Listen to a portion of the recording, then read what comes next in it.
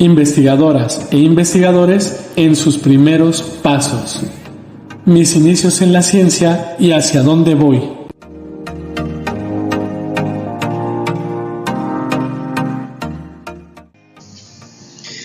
Hola, ¿qué tal?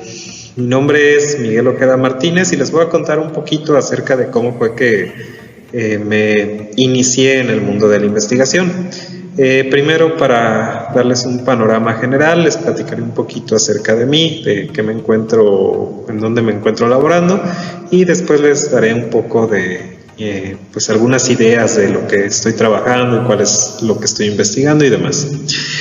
Bueno, como aquí lo indica la diapositiva, soy ingeniero en comunicaciones y electrónica con la especialidad en comunicaciones. Tengo también una maestría en tecnología avanzada con especialidad en electromagnetismo y ciencias fotónicas, además de un doctorado en comunicaciones y electrónica con especialidad en nanociencias. Actualmente me encuentro en el Centro Universitario de los Valles, el cual pertenece a la Universidad de Guadalajara, trabajando como profesor investigador asociado, nivel B, además de formar parte del Sistema Nacional de Investigadores, siendo del nivel 1. El Centro Universitario de los Valles se encuentra en el estado de Jalisco, cerca de la ciudad de Ameca. Como podemos ver aquí en el pequeño mapa que está en la diapositiva, pues se encuentra en una zona muy cercana a la ciudad de Ameca. El centro universitario tiene como finalidad que muchos de los estudiantes que se encuentran en la zona Valles pues puedan continuar con sus estudios universitarios. Es un centro que pues tiene la finalidad de dar cabida a muchos estudiantes. Bueno, también aquí les presento unas pequeñas imágenes acerca de cómo es que este universitario luce desde una perspectiva satelital o una foto un poquito más altura que nos permite apreciar las dimensiones, la forma de los salones y demás. Aprovechando que estamos hablando de este centro universitario, pues les voy a mencionar que hay algunas carreras, aquí las podemos ver en la diapositiva: ingeniería en computación, abogado, educación, nutrición, tecnologías de la información, ingeniería en sistemas biológicos, administración, enfermería, médico, cirujano y partero, licenciatura en trabajo social, ingeniería en diseño molecular de materiales, agronegocios, gerontología, químico farmacobiólogo, licenciatura en turismo y bueno, entre otras carreras que puede ofrecer este centro universitario, por si alguno de ustedes está interesado o conoce a alguien que podría tener algún gusto por participar en alguna de ellas. También me gustaría mencionarles que el Centro Universitario de los Valles cuenta con algunos posgrados, dentro de los cuales pues tenemos la maestría en Ciencias Físico-Matemáticas, la maestría en Ingeniería Mecatrónica y el doctorado en Ciencias Físico-Matemáticas. Bueno, esto es solo por mencionar algunas. Aquí en la diapositiva podemos ver las demás con las que cuenta el centro universitario, por si de igual manera alguno de ustedes quiere participar en alguna de ellas o conoce a alguien que tenga interés en participar en alguna.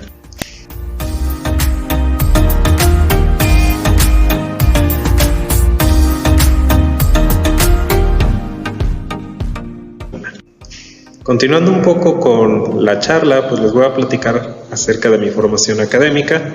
Yo inicié mis estudios en la licenciatura en la Escuela Superior de Ingeniería Mecánica y Eléctrica Unidad Culhuacán, que pertenece al Instituto Politécnico Nacional. Cursé mis estudios de licenciatura enfocados a electrónica. De ahí me pasé a una maestría en UPITA, del IPN también, para finalmente realizar mis estudios de doctorado en el ECIME Culhuacán una vez más. En la parte de abajo de esta diapositiva pues tenemos imágenes de las dos universidades en las cuales participé y las que me apoyaron en la formación que ahora tengo. En un momento les voy a describir un poquito más a detalle cada una de ellas. Bueno, como les mencionaba, los estudios que tengo de licenciatura son en electrónica con orientación en comunicaciones, y aquí les pongo unas imágenes representativas de qué es lo que uno aprende durante esta carrera. Aprendimos a realizar algunos circuitos, a armar algunos pequeños dispositivos que nos permitan cumplir alguna tarea en específico. En algunos casos aprendemos a utilizar capacitores, transistores, bobinas, diodos y otros dispositivos electrónicos que nos permiten cumplir una cierta función específica, siempre y cuando pues cumplamos algún requisito o demás. Todo esto de empezar a utilizar todo lo que son los dispositivos electrónicos pues nos permiten realizar diferentes equipos, programar algunos circuitos de control o incluso pues crear dispositivos que nos faciliten la vida, como es el caso de las computadoras o algún otro tipo de dispositivo, una tableta, un celular o demás, que nos permitan establecer algún tipo de comunicación o nos permitan realizar alguna actividad de forma más sencilla. Como les comentaba, mi especialidad es en comunicaciones, entonces pues, varios de los estudios que estuve realizando fueron en base a redes, cómo se establece la conexión de internet de diferentes dispositivos, conexiones USB y demás. Esto fue lo que hice durante mi estancia en la licenciatura. Bueno, continuando, en el caso de la maestría, cambié un poquito el tema central de mis estudios. De estudiar electrónica y comunicaciones, pues nos pasamos a estudiar materiales. En particular, lo que estudié fueron puntos cuánticos de arsénico de indio, y pues lo que buscábamos realizar, o lo que era la intención, era analizar las propiedades fotoluminiscentes cuando variamos la temperatura, lo cual pues lo podemos ver en la gráfica de la izquierda, donde vemos que pues dependiendo la temperatura, la intensidad va variando. Esto, bueno, a resumidas cuentas, a lo que se refiere, bueno, además también vemos un corrimiento de ese pico o el máximo que tenemos ahí para esa intensidad hacia la izquierda. Esto, a resumidas cuentas, pues se refiere a que dependiendo la temperatura, pues íbamos a tener una diferente emisión, lo cual, bueno, tenemos la imagen de la derecha que nos indica un poquito más sencillo, de forma más clara, qué es lo que estábamos buscando. Lo que veíamos es que, bueno, teníamos el material, puntos cuánticos de arsénico de indio, y conforme nosotros cambiábamos la temperatura, pues el color iba variando, desde a lo mejor el verde hasta otro color. Bueno, esto solamente es representativo, en lugar tendríamos que hacer un estudio un poquito más detallado para poder decir cuál es la variación que tiene. Eso, bueno, un poquito más adelante ya les hablaré de algo similar.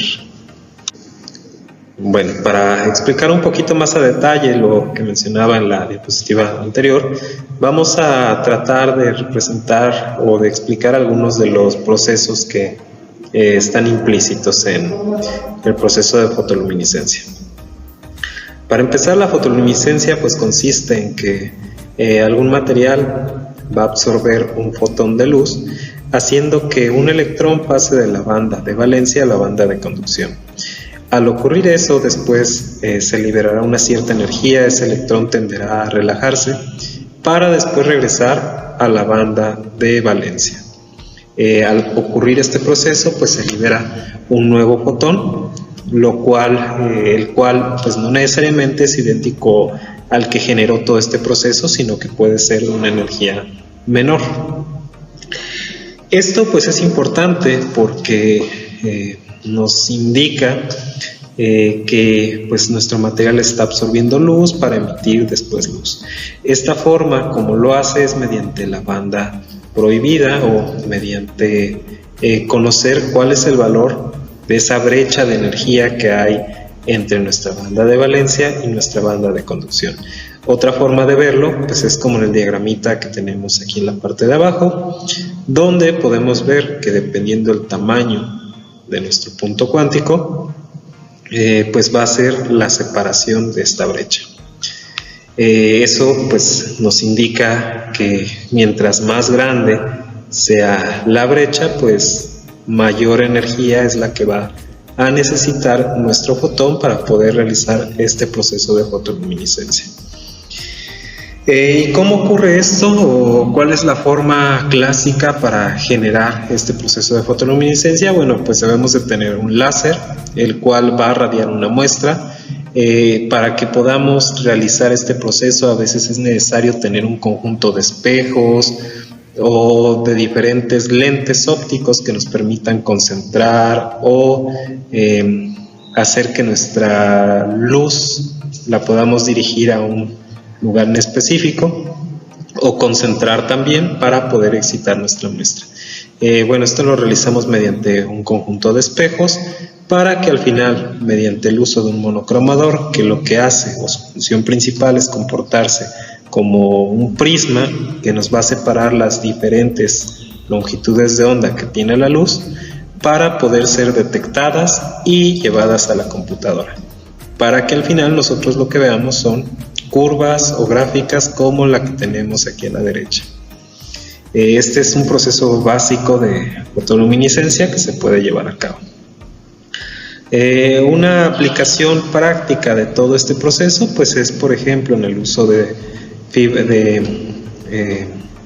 líneas de transmisión de fibra óptica, que pues presentan algunas regiones donde pues es mejor, o la cantidad de luz que se puede transmitir pues es mejor, y esto es porque el interés que se busca es, mediante el punto cuántico, generar radiación en alguna zona en particular, y que esa zona sea donde la fibra óptica tiene la mayor transmisión. ¿A qué nos lleva esto? Pues a poder generar una transmisión de información de manera que no se tenga pérdidas en el camino, en el proceso de realizar esa transmisión.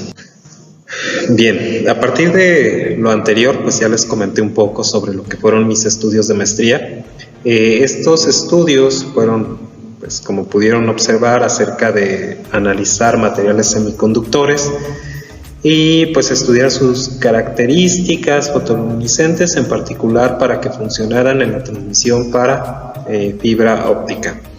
Bueno, eso me hizo que me llamara mucho la atención el estudiar distintos materiales o analizar diferentes estructuras, sobre todo porque al hacer un estudio de materiales en cierta escala, pues podíamos cambiar a lo que normalmente uno conoce. Hace algunas diapositivas, cuando les mostraba lo de mis estudios de licenciatura, les mencionaba que pues trabajé con diodos, trabajé con diodos LED, que son emisores de luz. Yo conocía ciertos diodos que podían funcionar para emitir en infrarrojo o demás, pero cuando finalmente hice los estudios de maestría, me di cuenta de que si estos materiales que se utilizaban para los diodos convencionales que yo conocía se reducían en dimensiones, pues podíamos tener un punto cuántico, y que pues la emisión que tenían podía cambiar. A lo mejor el material inicial proporcionaba una emisión en rojo, y al reducir su tamaño pues este podría ser en verde.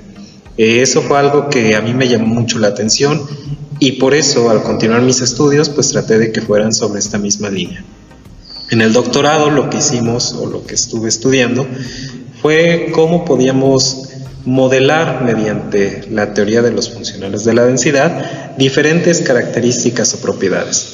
Esto, pues, aunque pareciera que solamente tenemos algunos dibujitos, como está el video aquí en la pantalla, es muy interesante porque nos ayuda a predecir cuáles serán las características o propiedades que puede tener un material.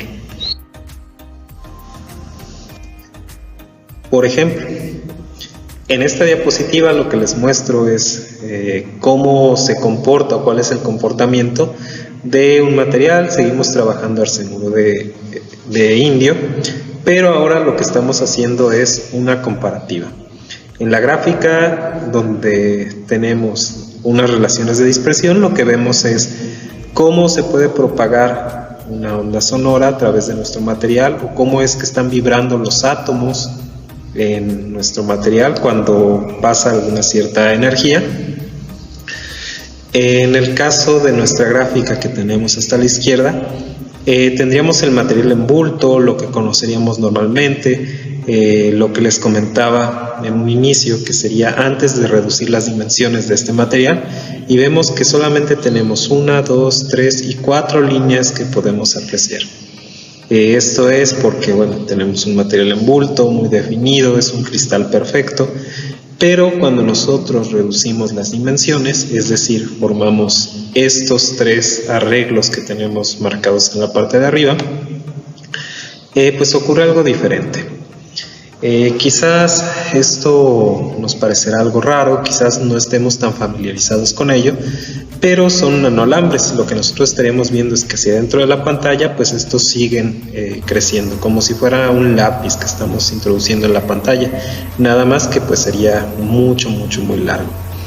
Y lo que podemos observar es que estos modos que tenían una forma un poco curva, pues están como aplanados. Además, pues observamos que aparecen muchísimas más líneas, y esto es debido a la cantidad de átomos que tenemos. No son tantos como en el material que tendríamos en bulto, pero pues iban incrementando conforme incrementamos el tamaño de estos materiales. Esto, bueno, nos ayuda a conocer nuevas propiedades que tendrían estos materiales, a ver cómo fue que cambió algún parámetro que a nosotros nos interese. En este caso, pues lo que estamos viendo es que cambia la frecuencia de operación. Esto pues lo podríamos relacionar con, por ejemplo, las baterías de nuestros celulares. Alguna vez quizás nos pasó que alguna batería se infló, y esto es porque, bueno, en el momento en que se está haciendo la carga y descarga, llega un cierto periodo en el que nuestra batería pues empieza a hincharse y ya no recupera la forma original. Y esto ocurre porque pues se va desgastando, porque se empieza a fracturar al tener esta carga. Y una forma como se está planteando que se podría resolver esa situación es utilizando nanolambres, es decir, que en lugar de ser una batería toda corrida, pues tuviéramos regiones donde hubiera un vacío para que al momento que este nanolambre se cargara, al hincharse pues no tuviera el contacto con el siguiente, y de esta manera pues no ocurriera la fractura. Sin embargo, bueno, es algo que todavía se está estudiando y que se está analizando. En la actualidad pues nos encontramos realizando diferentes estudios, sobre todo de propiedades fotoluminiscentes, y además de tratar de modelar estos materiales previamente para poder conocer las características. Lo que hemos estado haciendo es estudiar puntos cuánticos de grafeno, y también hemos estado estudiando sulfuro de estaño para conocer algunas de las propiedades. En este caso, bueno, para representar un poquito, les mostraba la celda de sulfuro de estaño, donde pues lo que hemos hecho es realizar los cálculos para analizar algunas de sus propiedades. Lo que ahorita hemos hecho pues es encontrar cuál es la forma como podríamos utilizar la teoría de los funcionales de la densidad para poder realizar algunos cálculos sobre este material. De momento lo único que hemos realizado pues es una caracterización estructural. Aquí podemos ver que estamos encontrando la energía final que tendría nuestra celda con respecto del volumen. Eso pues nos indica que donde tengamos nuestro mínimo será el volumen ideal, lo que podemos utilizar para realizar algún otro cálculo. Eso de momento es lo que hemos estado haciendo. Aquí cabe la pena mencionar que la estructura en la cual se encuentra este material pues es como si fueran láminas apiladas. Los resultados que hemos obtenido pues dependen mucho del funcional el cual se utilice. De hecho, ese es un primer paso que se tiene que hacer en los cálculos de FT, probar algunos funcionales para ver cuál nos puede representar de mejor manera algún parámetro que sea de nuestro interés. Por lo regular, el parámetro que buscamos es la banda prohibida, lo que mencionaba hace rato. Y si hablamos de dispositivos emisores de luz, pues es porque en esa separación es donde nos interesa que tengamos nuestro fotón emitido. En otros casos, este material es más utilizado en celdas solares, pues lo que nos interesa es que el valor de esa separación sea de algún valor cercano entre 1.3 y 1.4 para que pueda absorber la radiación del sol. Aquí, bueno, nosotros hicimos los primeros cálculos. Como podemos ver, pues algunos funcionales no nos dan un valor muy grande, nos dan de 0.4, pero sin embargo, mediante algunas correcciones y algunos cambios, pues logramos hacer que ese valor se vaya hasta 1.04 electronvolts. Esto no es que lo estemos modificando, en realidad lo único que hacemos es tratar de buscar los parámetros necesarios para que nuestra simulación reproduzca de mejor manera un valor experimental. Hace un momento les mencionaba que mediante la teoría de los funcionales de la densidad podemos hacer la representación de diferentes materiales. Esto, es de bastante importancia porque pues nos permite predecir algunas propiedades o características que tendrían diferentes materiales que nos sean de interés, y pues esto también nos abre un camino de oportunidades para investigar. Si nosotros nos vamos a la literatura y buscamos lo que son nanoestructuras, pues podemos encontrar imágenes como las que se muestran aquí en esta diapositiva. Cada una de ellas pues nos presenta una nanoestructura que tiene una forma diferente o un arreglo en el cual pues podemos ver esferas, tubos, un arreglo como si fuera un panal de abejas, cubos o estas formas extrañas que pues nosotros podemos representar mediante algún modelo, que son los que tenemos en la parte más exterior de la diapositiva, y en base a esos modelos pues calcular si podríamos conocer alguna propiedad o cómo cambió algo de estos materiales en particular. Con base en todo lo anterior pues podemos realizar varios trabajos, podemos hacer varios estudios. Un primer estudio que nosotros hicimos fue ver cómo variaba la intensidad de luminiscencia del herbio cuando este era agregado en matrices de óxido de circonio.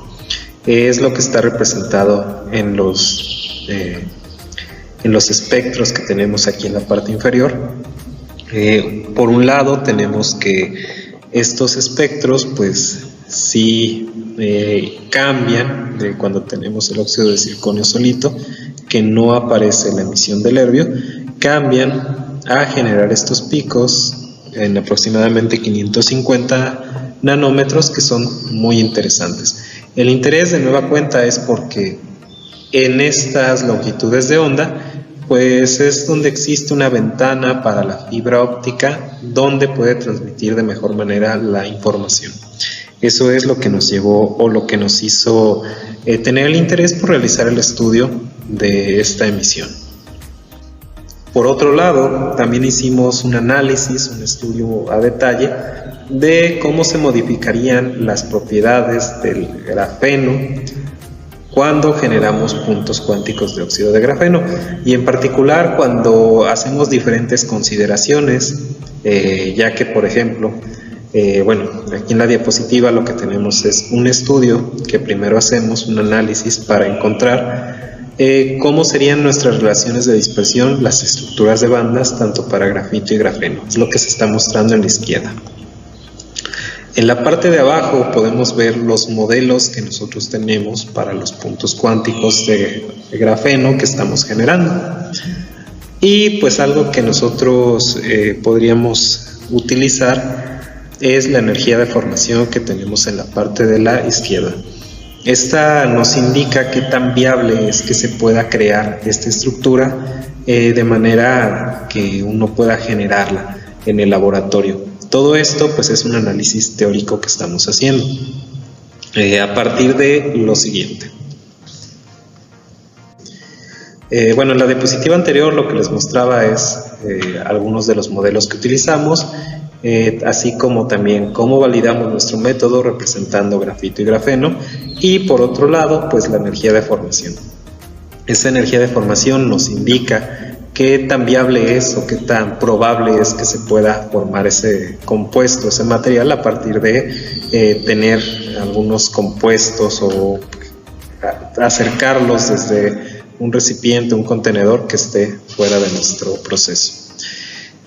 Con todo esto, lo que nosotros hacemos es crear los modelos, analizar la banda prohibida, y lo que fuimos haciendo es intercambiar los números que teníamos alrededor de nuestros puntos cuánticos agregando oxígenos. Esto es para observar cómo es que ese oxígeno está influyendo con todos los átomos de carbono que forman este punto cuántico. Lo que nosotros podemos ver es que empiezan a aparecer niveles en las bandas de valencia y de conducción. Esto debido a que pues empieza a haber interacción de los átomos de oxígeno y pues se generan estas bandas. Aquí, bueno, también lo podemos ver mediante las representaciones de HOMO y LUMO, que pues empiezan a involucrarse otros átomos que pues en el primer dibujito que tenemos no están involucrados. Por ejemplo, en el inciso A, el HOMO, no tenemos integrado el átomo de oxígeno.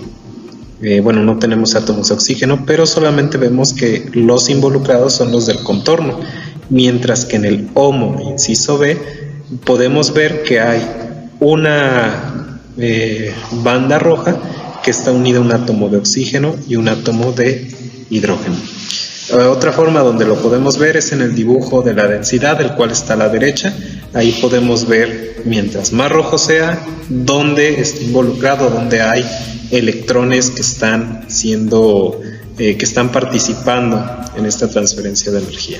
Bien, en esta diapositiva esto fue algo de lo que les quería platicar, lo que hemos estado estudiando, lo que fue mi trayectoria académica. Más información, aquí no fui muy específico en algunas cosas para que pues fuera un poco agradable este video. Algunas cosas más específicas las pueden encontrar en estos videos. Las referencias utilizadas también aquí se las presento.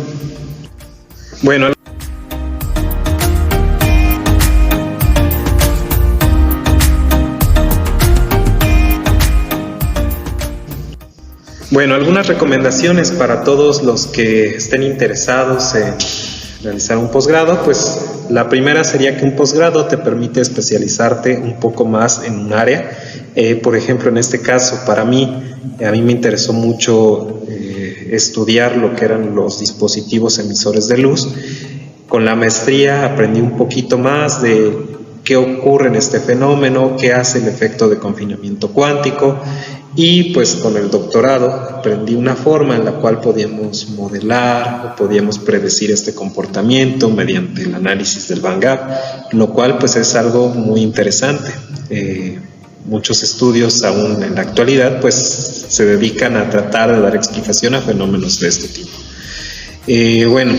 Otra de las recomendaciones que les podría dar es que traten de involucrarse en proyectos de investigación o en algún desarrollo que tengan en sus universidades o en donde estén estudiando, para que de esta forma vean qué es lo que les gusta, en qué son buenos, qué pueden hacer para que en un futuro ustedes mismos puedan tener herramientas y conocimientos sobre toda esta área.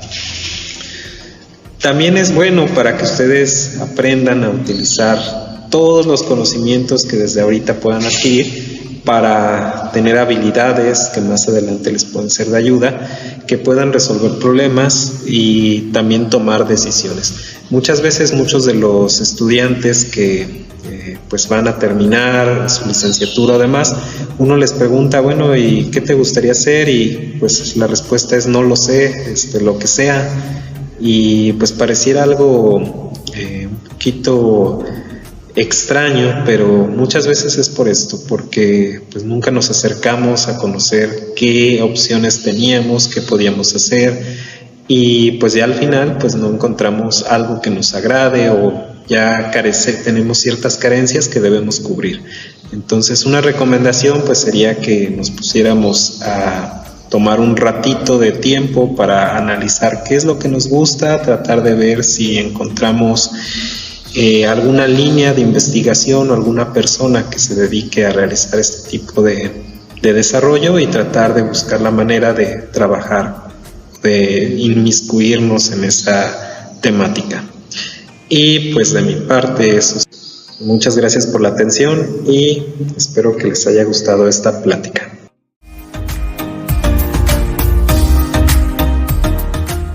Días con Ciencia. Hagamos de la ciencia un hábito.